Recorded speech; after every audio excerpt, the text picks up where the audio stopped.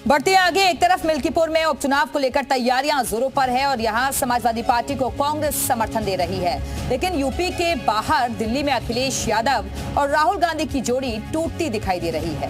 कांग्रेस के विरोधी अरविंद केजरीवाल के साथ अखिलेश यादव ने रोड शो कर कुछ यही संदेश दिया।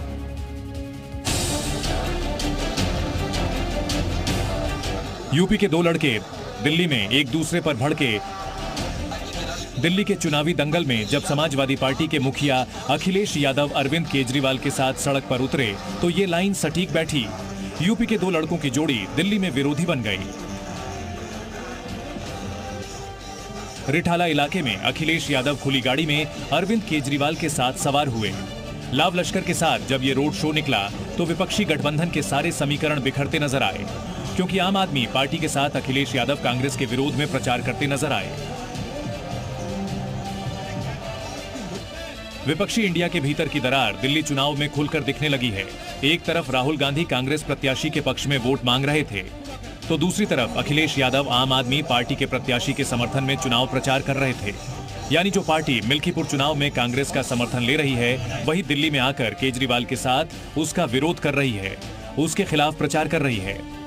देखिए, भारतीय जनता पार्टी इस चुनाव में पटकनी खाने जा रही है। सबसे बड़ा हस्तक्षेप अगर कहीं है दिल्ली के विकास को लेकर के, और खासकर दिल्ली की जनता को विकास के लेकर के, वो भारतीय जनता पार्टी का हस्तक्षेप है। इन भारतीय जनता पार्टी के लोगों का हस्तक्षेप हट जाए तो दिल्ली और तेजी से आगे विकास करती हुई दिखाई देगी। हालांकि अखिलेश यादव की रैली पर कांग्रेस अब भी खुलकर सामने नहीं आ रही है, लेकिन दबी जुबान कांग्रेस के सांसद यूपी में जीत का क्रेडिट अखिलेश यादव की जगह राहुल गांधी को दे रहे हैं। ये अखिलेश जी का निर्णय है, ये अखिलेश जी का निर्णय है। लेकिन 2024 के अंदर उत्तर प्रदेश के अंदर राहुल जी ने जिस तरह से पूरे देश के अंदर माहौल बनाया था भारत जोड़ो यात्रा के माध्यम से, उसका नतीजा था कि हम इतनी भारी सीटें जीत पाए थे। एक तरफ यूपी में समाजवादी पार्टी सहयोगी के तौर पर कांग्रेस का साथ ले रही है, तो वहीं दूसरी ओर दिल्ली में दो लड़कों की जोड़ी के बीच दरार साफ नजर आ रही है। ब्यूरो रिपोर्ट, जी मीडिया। और अब बात कांग्रेस के सांसद राकेश राठौर की। रेप केस में कांग्रेसी सांसद को पुलिस ने गिरफ्तार कर लिया और कोर्ट में पेशी के बाद राकेश राठौर को जेल भेज दिया गया।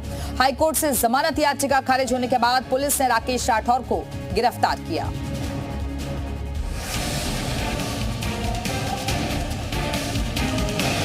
बड़े ही नाटकीय अंदाज में कांग्रेस सांसद राकेश राठौर की रेप केस में गिरफ्तारी हो गई।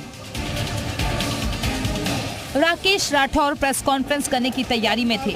उसी दौरान सीतापुर की कोतवाली पुलिस उनके घर पहुंच गई और फरार चल रहे सांसद को अपनी कस्टडी में ले लिया।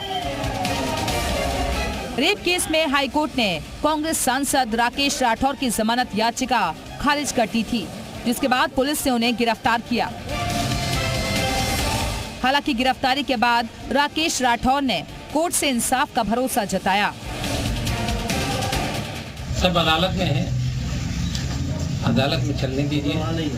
मैंने भी एक गजल की 4 लाइनें कही हैं कि खामोश रहने दे दी, हमने खामोश तो खामोश ही रहने दे। अदालत तक आने में सब दूध का दूध, पानी का पानी हो जाएगा। दरअसल 17 जनवरी को पीड़ित की शिकायत पर राकेश राठौर के खिलाफ केस दर्ज हुआ था।